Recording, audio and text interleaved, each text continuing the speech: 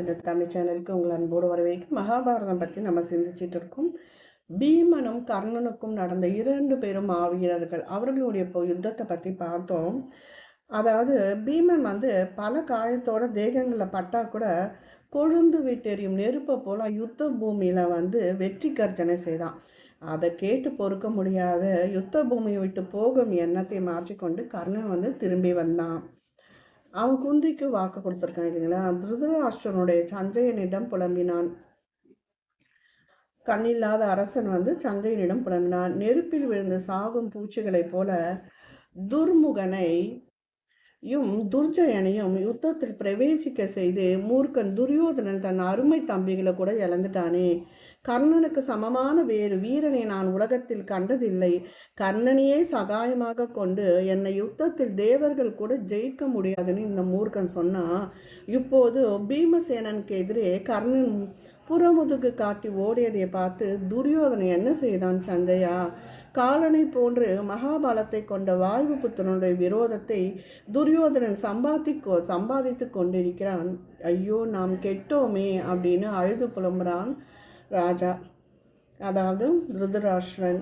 சஞ்சயன் புத்தி இல்லாத குமாரனுடைய சொல்லை கேட்டு பாண்டவர்களுடைய ஆறாத பகையை சம்பாதித்தது நீர் அல்லவா? உன் குழந்தைகளை நீ அடக்கியிருக்க வேண்டாமா? நீரே அல்லவா இந்த அனார்த்தத்துக்கு முக்கிய காரணம்? பீஷ்மர் முதலிய பெரியோர்கள் சொன்னதை கேட்காமல் ஆரம்பித்த காரியத்தின் பலனை இப்போது அனுபவிக்கிறீர்.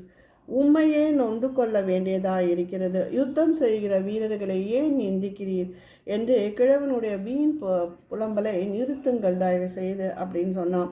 பீமசேனால் கர்ணன் தோல்வி அடைந்ததை கண்டு திருதராஷ்டிர புத்திரர்களான துர்மர்ஷன், துஸ்ஹன், துர்மதன், துர்த்தரன், ஜெயன் ஆகிய ஐவரும் பீமனை எதிர்க்கிறாங்க. இவர்கள் வருவதை கண்டு தைரியமடைந்த கர்ணன் மறுபடியும் பீமனை நோக்கி பானங்களை விட்டான். ஆனால் பீமசேனன் திருதராஷ்டிரருடைய புத்திரர்களை அலட்சியம் செய்து கர்ணனையே எதிர்த்து கொண்டிருந்தான். அவர்களோ அம்புகள் எய்து பீமனை பலமாக தாக்கினார்கள். அதன் மேல் பீமன் கோபம் கொண்டு அந்த 5 திருதராஷ்டிரன் புத்திரர்களையும் தன் பானங்களுக்கு இரையாக்கினான்.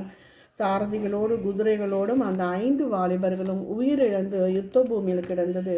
காற்றில் புயற் காற்றடித்த பிறகு புஷ்பங்களோடு கீழே விழுந்த அழகிய மரங்களைப் போல தோன்றிற்று. இவ்வாறு மறுபடியும் 5 குமாரர்களையும் யமாலயம் சென்றதை கண்டு கர்ணனுக்கு முன்னை விட கோபம் கொண்டு கோரமான யுத்தத்தை ஆரம்பித்தான் கர்ணன். பீமனும் கர்ணன் செய்த தீங்கையெல்லாம் நினைத்து கூர்மையான பானங்களை தொடுத்து கர்ணன் மேல் விட்டான். கர்ணனுடைய வில்லை உடைத்து தள்ளி அவனுடைய குதிரைகளையும் சாரதியையும் கொண்டான். அதன் மேல் கர்ணன் தேரில் இருந்து இறங்கி கதாயுதத்தை எடுத்து வீசுகிறான். பீமசேனன் வில்லை வளைத்து அம்புகளால் அந்த கதையை தடுத்துவிட்டு கர்ணன் மேல் அம்பு மாறி பொழிந்தான். மறுபடியும் கர்ணன் முதுகு காட்டி காலால் நடந்து சென்றான். இதை கண்டு துரியோதனுக்கு துயரப்பட்டு தன் தம்பிமார்கள் சித்திரன், உபசித்திரன், சித்ராக்ஷன், சாருசித்திரன், சகாசனன், சித்ராயுதன், சித்திரவர்மன் ஆகிய 7 ராதே எனக்கு உதவியாக அனுப்பினான். அவர்களும் விசித்திரமான சாமர்த்தியத்தை காட்டி பீமனை எதிர்த்தார்கள். ஆனால் அவர்கள் ஒருவன் பின் ஒருவராக பீமசேனுடைய கோபத்துக்கு இரையாகி யுத்த களத்தில் உயிரற்று வீழ்ந்தார்கள். கர்ணன் கண்ணீர் நிறைந்த முகத்தோடு வேறு ஒரு தேரில் ஏறி காலாந்தகனை போல் கோபம் மேலிட்டு பீமனை தாக்கினான். இடியும் மின்னலும் கூடிய மேகங்களைப் போல இருவரும் விளங்கினார்கள். கேசவனும் சாத்தியகியும் அர்ஜுனனும் பீமனுடைய பராக்கிரமத்தை பார்த்து மகிழ்ச்சி அடைந்தார்கள். கௌரவ பட்சத்திலிருந்து பூரி, சிரவசுவும், கிருபரும், அஸ்வத்தாமனும், சல்யனும், ஜெயரத்னும் இன்னும் எல்லா வீரர்களும் ஆஹா ஆஹா என்று பீமனை பார்த்து வியந்தார்கள்.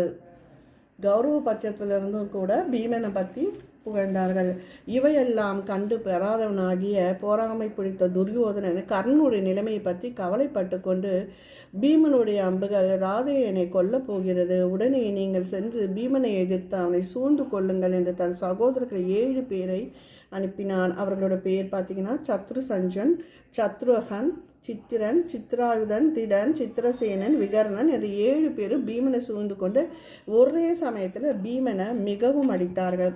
துரியோதனன் அனுப்பிய அந்த 7 தம்பிமார்களும் பீமனோட அம்புக்கு இரையாகி மறுபடியும் பூமியில் விழுந்தாங்க.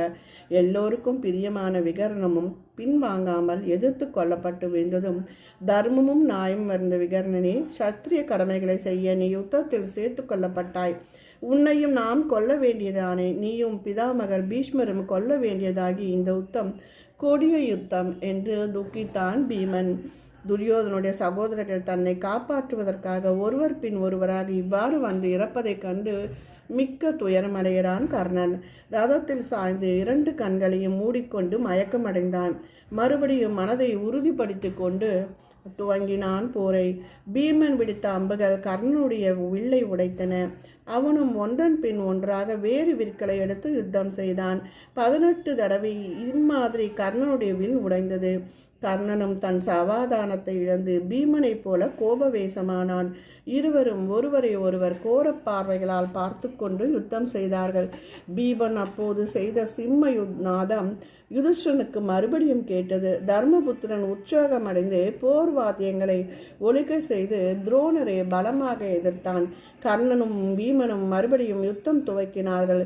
குதிரைகளும் சாரதியும் இழந்து தேரும் உடைப்பட்டு பீமன் வில்லை இழந்தவன் ஆனான். அதன் மேல் பீமன் சக்தியாயுதத்தை எடுத்து கர்ணனுடைய ரதத்தின் மேல் பிரயோகித்தான். கர்ணன் அதை அம்புகளால் தடுத்து பயனற்றதாக செய்யவே கத்தியையும் கேடயத்தையும் ஏந்திய பீமன் கர்ணனை எதிர்த்தான். ஒரு வினாடியில் கேடயம் கர்ணனுடைய அம்பினால் நாசம் செய்யப்பட்டது. கேடயத்தை இழந்ததும் பீமசேனன் கத்தியை சுழற்றி கர்ணன் மேல் எறிந்தான். அது கர்ணனின் வில்லை அறுத்தள்ளிவிட்டு கீழே விழுந்தது. உடனே அவன் வேறொரு வில்லை எடுத்து அதுவரை நடைபெறாத முறையில் அம்புகளை பிரயோகித்து பீமனை மிகவும் பீடித்தான். பீமன் விக்ரமாக கோபம் கொண்டு உயரக் கிளம்பி கர்ணனின் தேரில் குதித்து பாய்ந்தான். உடனே கர்ணன் கொடிமரத்தில் பதுங்கி பீமனுடைய பாய்ச்சலுக்கு சிக்காமல் தப்பித்து கொண்டான். பிறகு பீமன் மறுபடியும் கீழே இறந்து கிடந்த யானை குவியலுக்குள் நுழைந்து கர்ணனுடைய அம்புகள் தன்மேல் பாயாமல் தடுத்து கொண்டு விசித்திரமான போர் புரிந்தான். யுத்த களத்தில் வீழ்ந்து கிடந்த தேர் சக்கரங்கள், குதிரை, யானை முதலில் வெட்டுப்பட்டு கிடந்த அங்கங்கள் இவற்றையெல்லாம் எடுத்து வீசி யுத்தத்தை நிறுத்தாமல் கர்ணனை எதிர்த்து கொண்டே நின்றான். இவ்வாறு ஆயுதம் இழந்த பீமசேனனை கர்ணன் கொல்ல விரும்பவில்லை.